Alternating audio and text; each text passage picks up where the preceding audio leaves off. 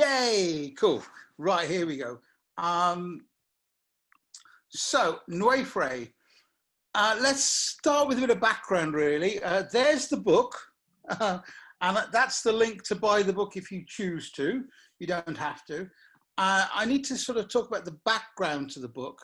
The background to Nwyfre comes from considerations of being a Reiki master and a Celtic Reiki master, and the fact that I'm involved with Druidry, with the Reformed Druids of Gaia, which I can talk about more later. So that's the background, and I'll move on a little bit so we can actually explore where the idea of Nwyfre came from and how it ended up being in a book.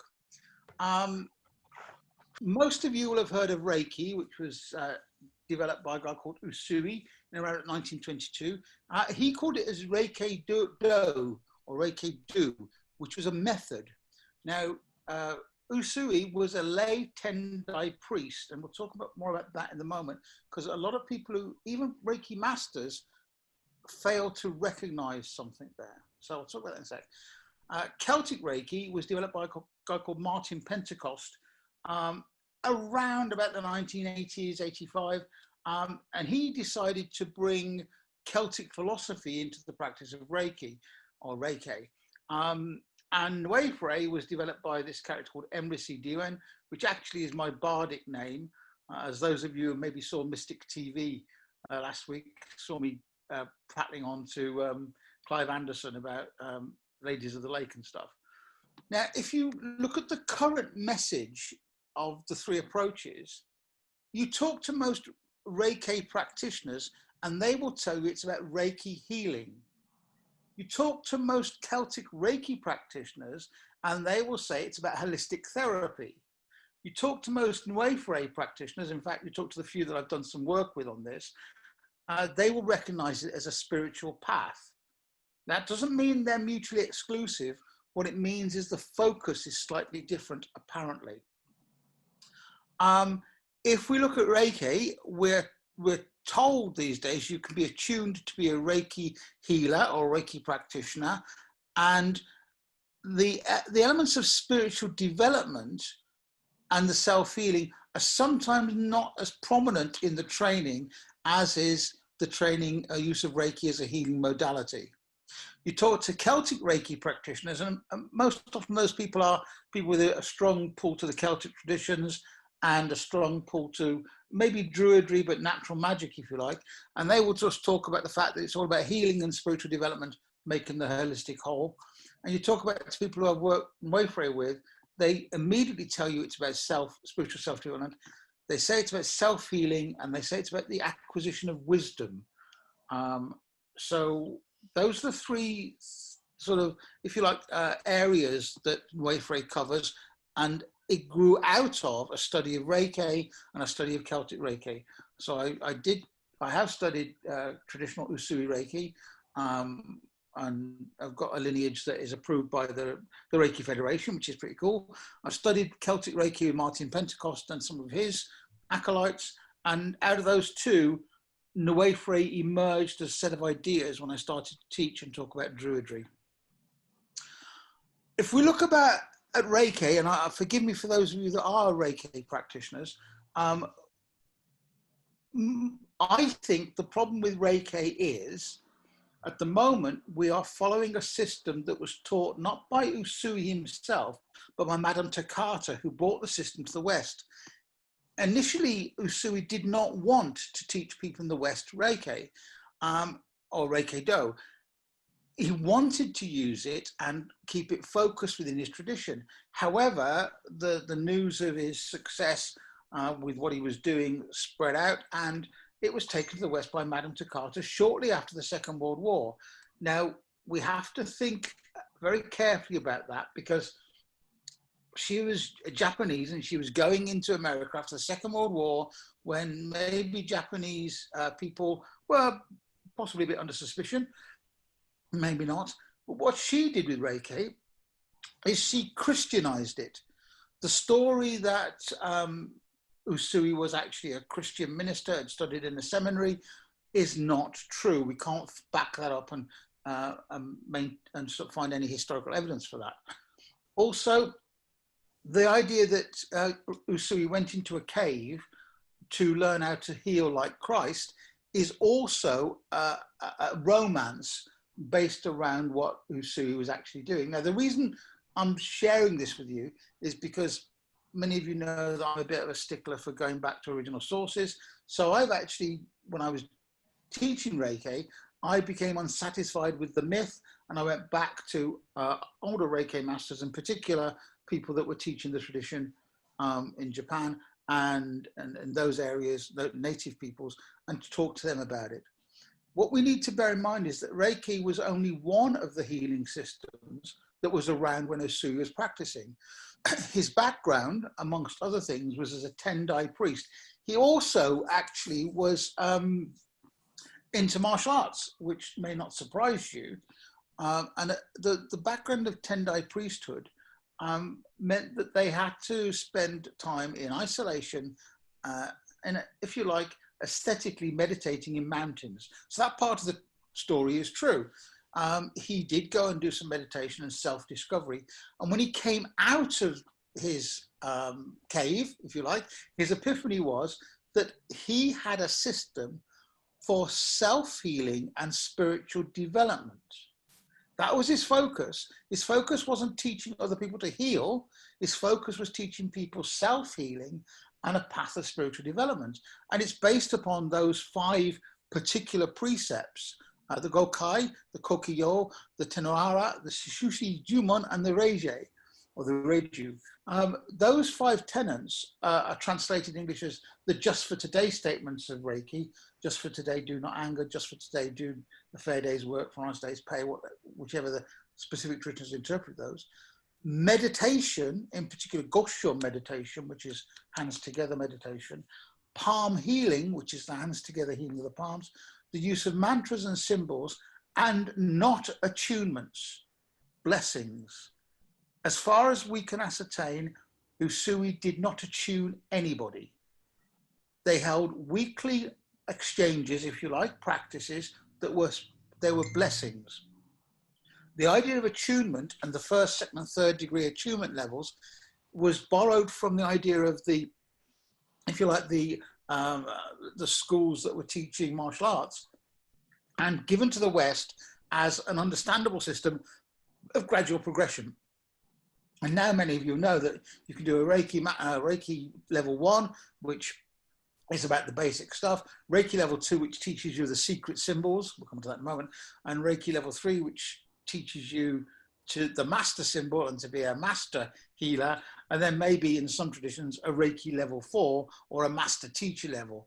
And without putting too fine a point on it, some of these courses are very, very expensive, and you have to wonder where the spirituality and the commercialism link. Now, I'm not saying people shouldn't charge money for sharing knowledge, but there is a point at which it becomes overly excessive. I think, from what I understand from some of the people that have reported working with Usui, that once they had become spiritually developed on their path and they were on their path of awakening, they were then able to guide others into self-healing, which led to their own spiritual development.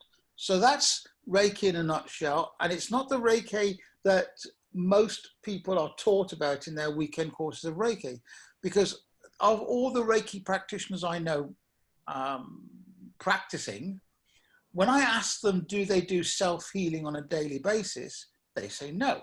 They maybe go to Reiki exchanges. Do they do Gosho meditation every day? They often say no. And for me, Reiki is about the practice, the spiritual practice, and bringing yourself into connection with whatever it is. Now, as you all know, or maybe you don't, Reiki refers to the ki energy, the chi energy that fulfills the universe, if you like, the healing energy of the cosmos, which is channeled through the practitioner and directed to where the Reiki needs to go. I've spoken to people who do Reiki that tell me they're exhausted after a session. And my suggestion, therefore, is maybe they are not doing it correctly, because it shouldn't be draining them. It should be energizing them, because the Reiki isn't taking anything, but adding to it, in my opinion. The other thing is that Usui didn't teach Reiki. He led people to a discovery of Reiki. And in some of his writings, he defines Reiki as mysterious atmosphere. I kind of love that phrase. So remember that Usui taught the discovery of Reiki for the individual, and your Reiki is your Reiki, and that's it. When we brought it to the West, we kind of formalized it in a way and presented it as a healing modality. I'm not saying it isn't, I'm saying, but that was the focus. So let's look at Celtic Reiki. Martin Pentecost was a Reiki practitioner with a very strong link to Celtic traditions. And his story that I put in the book, the Nwyfre book, talks about the fact he went to sit on a tree that was obviously being felled or was obviously not feeling that well because he felt the tree wasn't very well. And the tree taught him, or inspired by the tree, depending on which way you read it, to actually look at nature in a new way, which is what the Druidic tradition is about, and start to use tree essences and energies to bring about an understanding of the natural world, an understanding of natural therapies. They use the Ogham alphabet, which is a Celtic runic system, if you like, which is often related to trees. But the problem is that the Ogham alphabet is again misrepresented by most people. It is not a tree calendar. It's part of it. In fact, only 5 Ogham letters are actually trees in the original translations. Ogham was about kennings, or symbols for inspiration for poetry, which is what the bards were all about. So if you pulled the symbol for birch, which actually was one of the trees, the vertical line with the sort of horizontal dash to it, that's the first letter of the alphabet. That letter not just stands for birch, it stands for withered, old, white-haired, a whole list of metaphors for that letter. And the idea was that the Ogham alphabet became a monumental language, but at a deeper level, it was about the symbolism that could be conjured up by the alphabet. Celtic Reiki is delivered with a series of levels of attunement. It follows the Reiki practices, and I think, as Martin says himself, it's a synthesis between Reiki and Celtic philosophy. The issue for me in both of these systems, and I'm not going to spend too long on it, is both Usui and Martin Pentecost use chakras as the core of their reference points. Now, chakras come from the East. There is no record of Usui ever using chakras, certainly not 7 of them if he did them. And actually the chakra system that most of us are aware of, the 7 colors, came to England by the writings of a yoga teacher known as Arthur Avalon, where the idea of the 7 different colors and the 7 different chakras were actually cemented into Western thought. In Vedic thought, chakras exist from numbers 3 to 20 to 100. I was speaking to somebody on LinkedIn the other day who's a Vedic spiritual teacher, and he was actually telling me, of the 32 chakras he's working with, and the point about that, telling you that, is that the fixed systems that we think we have learned in the West are simply tools for us people in the West who haven't got access to the original Vedic teachings in this case. Also, the chakra points aren't points of energy, they're points of invocation of energy, which is a completely different notion and a magical notion. I can talk about that a bit later on. So why did I think about Nwyfre?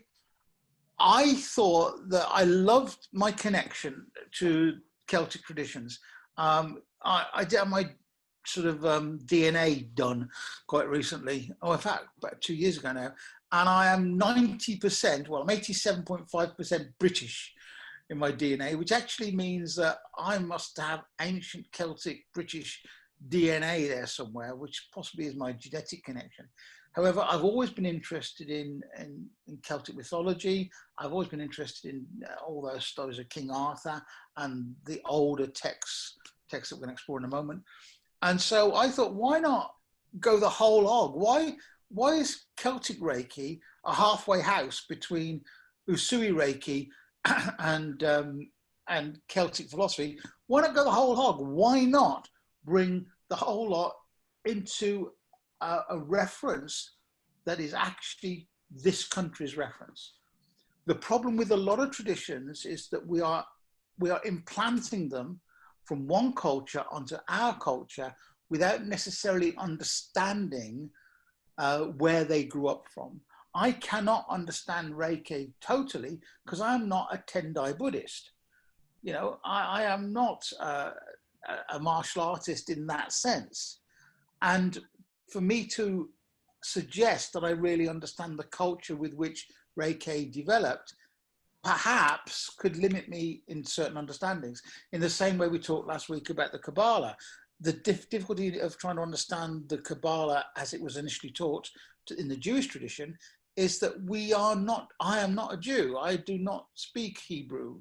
I don't speak Aramaic. I am therefore using English references to ideas to another culture. There is nothing wrong with that, by the way, provided we accept that and we don't try to backdate our tradition to appear to be more ancient than it is. So I'm saying Nwyfre is a brand new tradition, and with traditions, they can start at any time you like. So the only ancestry to this is some thoughts about Celtic mysticism that, again, are probably reinvented because we don't know what the Celts did anyway.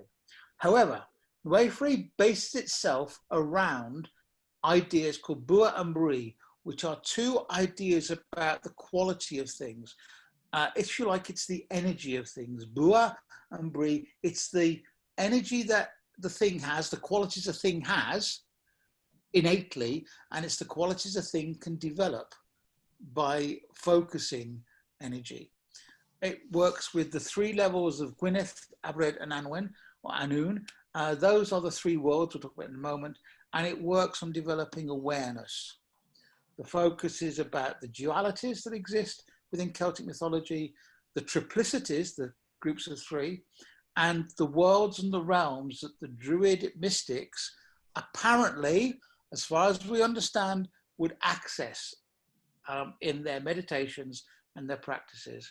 It's about knowledge, understanding, wisdom, and stillness, which brought together brings self-healing and a path of self-discovery. So let's have a look at what these triplicities are and what Nwyfre is. I'm trying to summarize quite a lengthy bit of information here, but I'll try and be as explicit as I can, and you can also pick me up on questions later. In terms of energy, revival Celtic tradition. Now I talk about revival Celtic tradition because we don't know. The word Celtic in and of itself isn't a useful word. The word Celtic actually means a period of time, period of history, and we apply it indiscriminately across the culture. And that's not historically correct. We do know there are groups of people that moved across Europe. They've got the broad phrase Celtic because of certain potteries and certain religious artifacts and certain ways that they were working with metals, for example. And they moved across into ancient Britain and were in fact the ancient Britons. And in the 1800s, there was a revivalist in the Celtic traditions and movement where stories that existed in the Irish Book of Invasions, the Red Book and Black Book of Carmarthen, the Mabinogion, these ancient oral texts that were put into written form around about 8 to 10 AD, but are obviously evidence of pre-existing oral tradition. They were collated and collected and actually published. I won't go into the details of the guy that published them just yet because he's a pretty interesting character. However, in the idea of energy, in the Celtic cosmology, now I'm going to say in reconstructed Celtic cosmology, there is the idea of this thing called manred. Manred is the unmanifest potential of energy, the thing that was no thing. And manred passes into a thing called gwea, which is really flowing energy. If you think of water, that's what Gwiyar is. It flows. And then the flowing energy cements as Kalas. Think of stone or something rock. The stone we know breaks down and becomes uncoordinated. So that cycle of energy there is from chaos to order in various forms and back to chaos. And the motivating energy that drives that process is called Nwyfre. So to answer Linda's question of earlier, Nwyfre really is a Celtic word for Reiki or Chi or universal energy. It is the motivating energy that drives this cycle of creation from unmanifest into flowing energy into chaos. Manred flows to Gwiyar, Gwiyar flows to Kalas, Kalas breaks down to Manred. And that is a cycle of life. It's a geological cycle, because we know that from the waters came the rocks, from the rocks and the volcanoes came the rocks become the land, and the land gets worn down and breaks down again and goes back into the cycle. The rock cycle, the water cycle, I think you're with me on that. So that's the energy area. In the spiritual realms, in Celtic tradition, we know of Annwn, Abred, and Gwynedd. Now, Annwn is the underworld, Abred is the middle world, and Gwynedd is the starry world. If we want a non-Welsh translation, it's land, sea, and sky. And in Celtic and Druidic mythology, the land, the sea, and the sky are the central elements in exploring who we are, where we came from, and where we can aspire to go. Druids never cast a circle like Wiccans do. Wiccans cast a circle and call in the elements. Magicians cast a circle and call in the elements. Druid tradition says that you honor the land, the sea, and the sky for wherever you are. So most Druid ceremonies, they may actually point to the compass directions, but honor where the land is and where the sea is and where the sky is, the mountains, the lakes, the seas, the rivers, the plains, the forests. Nwyfre flows through each of those. It is the motivating universal force that flows through everything. So if Nwyfre is the universal force that flows through everything, we ourselves exist in the three cycle. We exist as chaotic potential, as flowing energy, and as firm, solid people that as we get older, we start to break down. We exist in these three worlds and we live in these three areas.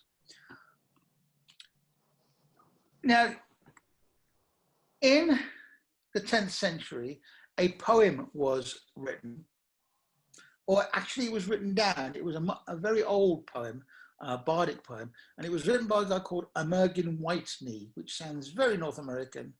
But Emergyn Whitney was a bard. He was a prime bard of Wales. And in the poem, most of these Celtic poems, when you look them up, exist as dialogues. They exist as dialogues between the poet and somebody else who's asking the questions. And that's why a lot of Celtic poetry, particularly Welsh poetry, starts with the statement, I am the wind that has floated across the sea. I am the bow that has shot forth many arrows. I am the shining star that moves in the sky. These poetic introductions were part of establishing the bard's credentials. So if you read some of these poems, they all start with I am statements, which are not egotistical. They're about showing their connections. And in the poem called The Cauldron of Posey, Emergyn Whitney is asked, from where comes inspiration? And his answer is, not hard. It comes from the cauldron of inspiration. And when he's asked, where does our life energy come from? This is not hard. It comes from the cauldron of motivation. And when he's asked, and where does our truth, our ancestry belong? He goes, not hard. It comes from the cauldron of formation. And this has laid out a worldview within Celtic thought, modern Celtic thought particularly, of three cauldrons. In this wonderful drawing here, we see a cauldron here at about tummy level, if you were to put it in a human being, a cauldron here about heart level, and a cauldron here which is above the head. And I think this is a rather beautiful drawing because the three cauldrons relate to a number of different things. The bottom cauldron here can relate to the underworld. It's the cauldron of formation where our ancestors come from. And when we explore the cauldron of formation, we look at the things that bring us to being. When we look at this cauldron here, the cauldron of motivation, it's where we are now. It's what motivates us and measures our actions upon the physical world. And this is the cauldron of inspiration, which we connect to the glorious cosmos to bring down inspiration. Now you'll notice something else in this little beautiful diagram here, this beautiful painting. The cauldron of formation here connects to the roots. That's your ancestry, the underworld. We are all, when we're born, according to this philosophy, we're born and the cauldron is always facing upwards. It is brimmed full of life's potential. If you like, it's the ancestry, the manred, the beginnings of our potentials. And when we're born, that cauldron has to be full and bubbling. If it turns over, we're dead because our formation has not been fully completed and manifest. The cauldron here is the cauldron of motivation. It is turned on its side when we're born. In the poem, The Cauldron of Poesy, Amergin is asked, and what turns the cauldron of motivation? And he says, not hard. What turns the cauldron of motivation is happiness and sorrow, the two polarities, the driving forces of our life on earth. When we are happy, the cauldron turns upwards, and when we're sad, the cauldron can turn the other way.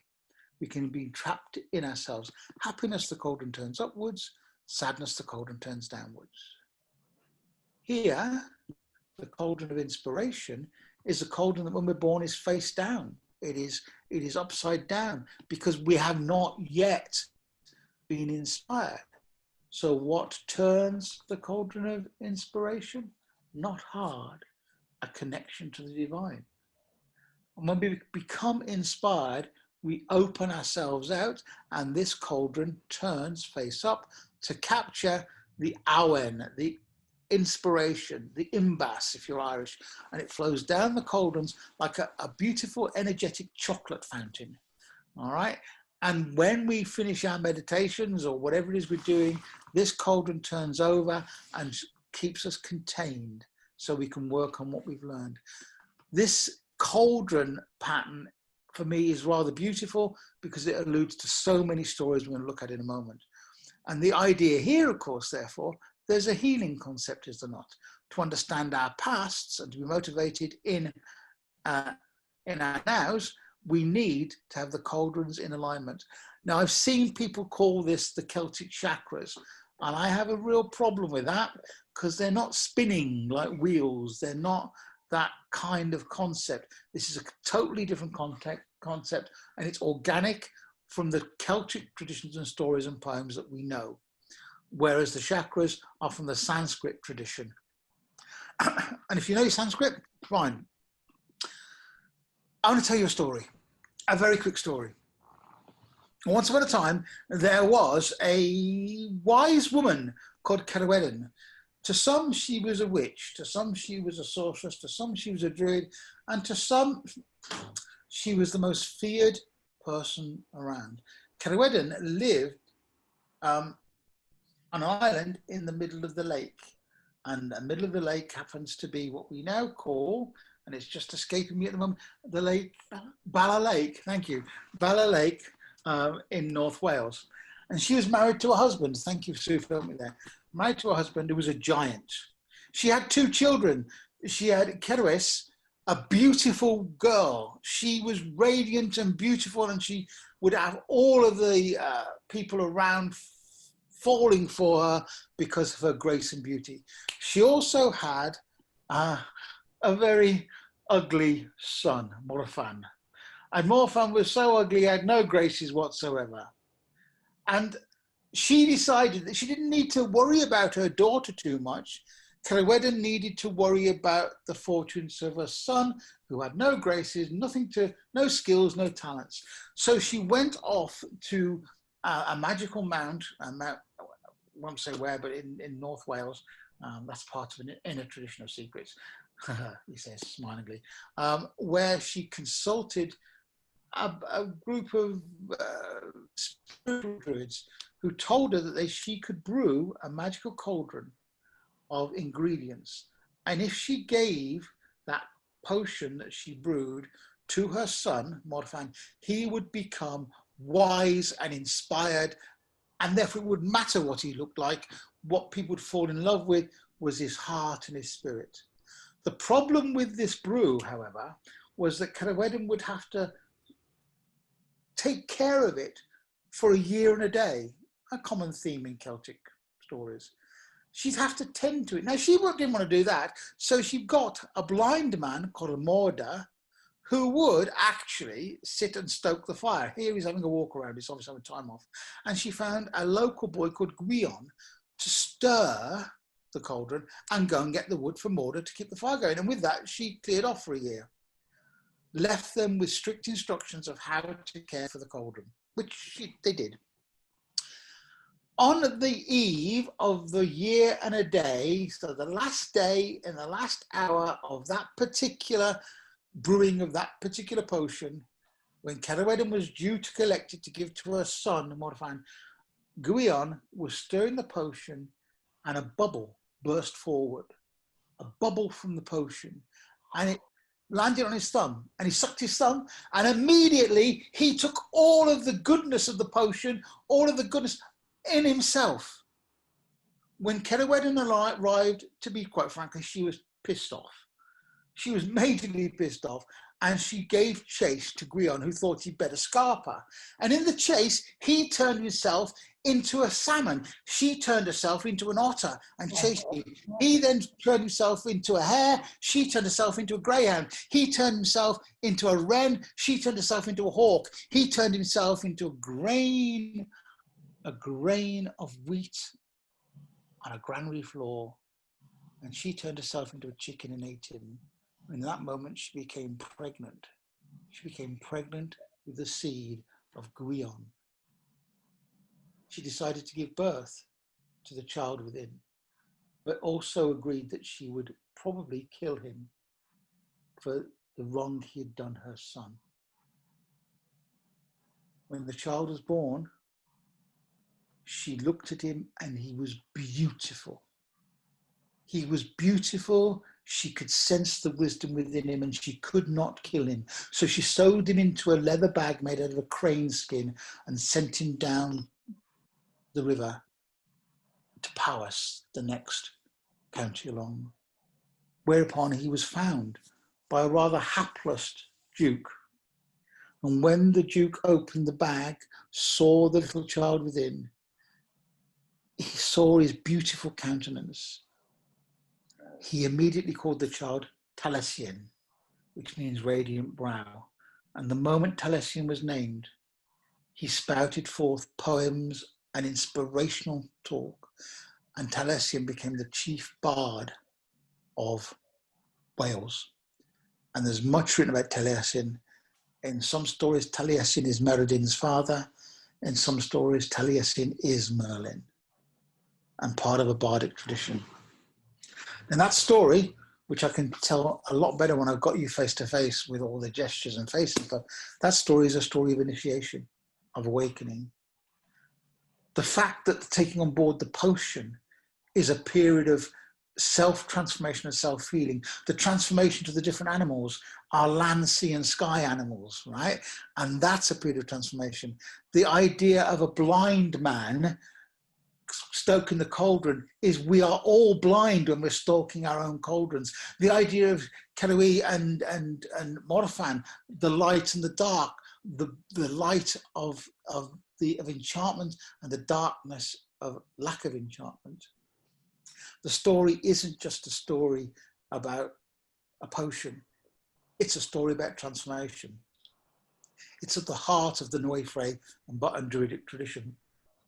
If you understand the story on all its levels, you start to become aware of the possibilities of self-healing and the spiritual initiation that you can undergo for yourself. I'm nearly kind of coming to the end. I want to round this off a little bit. This is a well-known symbol. It's the Awen symbol, which is a fairly recent drawing, really. But the idea here is the circle encompasses the world in which we live. The 3 spots here are the 3 worlds. They're also the 3 drops of inspiration that came from the cauldron that Celwydden was brewing. And the 3 rays are the 3 rays of light and formation that came from those 3 drops. This is very interesting for those of you who will watch the Kabbalah talk, because these are the same 3 pillars that exist within the Kabbalah. There is a pillar of knowledge and virtue, a pillar of power and light, and a pillar of peace and harmony. And one of the organizations I belong to is the Druidic Order of the Golden Dawn, where Golden Dawn teachings are turned into Celtic teachings to give you deeper insight. The 3 most important plants, if you like, to Druidic tradition are the oak. The oak is about strength and duration, the solidity of time. Mistletoe, which we all know about from Christmas time, is a sacred plant of the Druids, which is about timelessness, its perception amid time. Actually, mistletoe is slightly hallucinogenic. Don't go taking it, because it's quite poisonous too. But that's the relevance of it. And it's connected to the sky, because although it's a plant, it doesn't have any roots and grows in trees. And vervain brings the gift of vision through time, and not beyond time, beyond time. Forgive that little typo there, beyond time. The idea of Nwyfre, which flows through all of this, is that by looking at that ray of energy, by understanding it, we gain knowledge and therefore virtue, we gain power and therefore light, and we can develop peace, therefore harmony, and therefore healing. Because healing, I think, is about spiritual, physical, and mental balance. The triplicities that make up Nwyfre and other Celtic teachings, by the way, exist within what are called triads, statements of wisdom that are often presented as poems or presented as riddles or presented as just simple things to get your head around. A bard, both of the Irish tradition and of the Welsh tradition, would have to learn every triad that were written and collected orally by his peoples. And there were triads to do with kings and battles and queens. One of the triads in the Welsh talks about the 3 wives of Arthur, the 3 Guineveres, and there's a whole thing we can talk about there. But these are quite interesting. 3 candles that illuminate any darkness: truth, nature, knowledge. Remember I talked to you about the Gaku in Reiki, where it had just for today statements? These are the Nwyfre equivalents. Understand these statements and you bring about spiritual, emotional, physical, mental balance, healing for self. 3 signs of wisdom: a special gift, valor and humility. 3 things that cannot be halted: the flight of an arrow, the torrent of a flood, and the words of a fool. I kind of like that one. So there are numerous triads that, as part of our own development, our development of wisdom, we can look at to bring ourselves balance by meditating on them. You don't have to know Welsh, you don't have to know Irish, you don't have to know Cornish, you just have to know a little bit of English. There are 11 commitments that most Druids will make during their training, and certainly if you were to join the Reformed Druids of Gaia or any of the trainings that we do, these are the things that we want you to focus on. Nature in terms of creating balance within it. And that means, by the way, imbalance too, because you can't have balance without imbalance. You can't have order without chaos. It's about looking at your ancestry and traditions, therefore, honoring those traditions. It's about art, developing art and your creativity. It's about healing of self, which is about integration of you with the world and at all levels, and you with people at all levels. It's about philosophy, which is an acquisition of knowledge. It's about seership, which is about not being a clairvoyant or a medium. It's about clarity. In fact, clairvoyance, that word literally means clear seeing. Clairaudience means clear hearing. Clairsentience is clear being. So it's there. It's about ritual, the understanding that little rituals can actually form magical connections with yourself and the world. It's about natural philosophy. That's a really old word. It existed in the 16th, 17th, 1800s. Well, 1700s particularly. Natural philosophy was the merging of science, as we know it today, alchemy and mysticism as it was in the past. Isaac Newton was not a scientist. He was a natural philosopher. These people didn't see the boundaries between the spiritual world and the scientific world in the way that we've been trained to today. They kind of realized that with different sets of laws applying to each. And as I said, possibly when we were talking about the Kabbalion, most of Isaac Newton's writings aren't actually about maths, they're about alchemy. So natural philosophy is wisdom. Teaching isn't about standing at the front like I'm trying to do now a little bit, and I've not been too over pompous about it, but it's about sharing, because in sharing we learn, and in learning we share. It's about service, and that is simply giving of yourself, your time, your skills, your talent. In fact, giving of everything that's gone before. And finally, humility. And that humility is something where knowing when it is okay to be silent. We don't allow people space for their thoughts. We create noise when there could be silence. So those are commitments that the Druid make, and I would maintain in Nwyfre tradition, those are a series of commitments that bring about a path to discovering yourself and therefore balance within yourself. There are 12 requirements. These are actually a kind of warrior Druid code, if you like. And if you notice, they're in 4 sets of 3, which makes 12, which reduces to 3. But it's about, you've got to take responsibility for actions. It's about recognizing the truth in all things and seeing the big picture. Those 3 simple lessons would change our lives immeasurably. It's about viewing every situation in balance. It's about developing analysis without emotion. How many of us are watching the news and stuff and get caught up in the emotions of it rather than stepping back and going, okay, what's really going on here? It's about recognizing prejudices in ourselves and in others.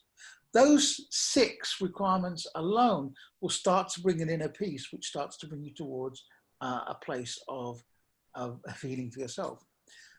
Wisdom in terms of physical versus mental defense. You know, sometimes we act wisely when we take action, assertive action. Sometimes we act wisely when we actually just defend ourselves mentally against the words and deeds of others. There's also wisdom in magical defense. There are, as many of you are aware of who are attending this, there are ways of us being magical in the world that can create barriers between ourselves and enhance communications between people. And then wisdom in spiritual defense. There's a difference between magical and spiritual. Magical defense happens on the realm of the mundane. Spiritual defense happens on the realm of the divine. And then the last 3, accept consequences of actions, accept consequences of choices, accept consequences of thought. And that's far more difficult than we actually think it is. Because the problem with choices, actions and thoughts, we think we have free will, but in fact, most of our free will comes as a product of our subconscious mind filtering out the stuff that it thinks it wants us to know. Last little bit. Uncertainty talks, knowledge speaks, wisdom listens. I hope I have not been gabbling as if I'm uncertain about things. I hope I've been speaking with knowledge. And in fact, there's a spelling mistake there as well, isn't there? Knowledge speaks. I hope that when people talk in a moment, I will have the wisdom to listen. All healing begins with listening. Healing improves with questions and is nullified by the opinions that somebody else wants to lay upon you. I think, as I said yesterday in the Moot group, it's easy to have an opinion, but opinions are often the last refuge of the scoundrel. The wise healer teaches with silences, with stillness, with the passing of something unseeable, between themselves and the people they're working with. The Nwyfre, the energy, the balance.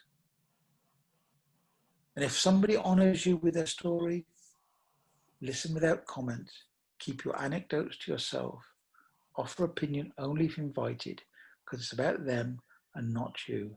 And since their story starts the healing journey, by listening to it, you can help them move on their healing journey. And that's an overview of Nwyfre. If you're interested, that's the book. And that's where you can get hold of it. And I'll stop the share now, and I'll put that in the chat room.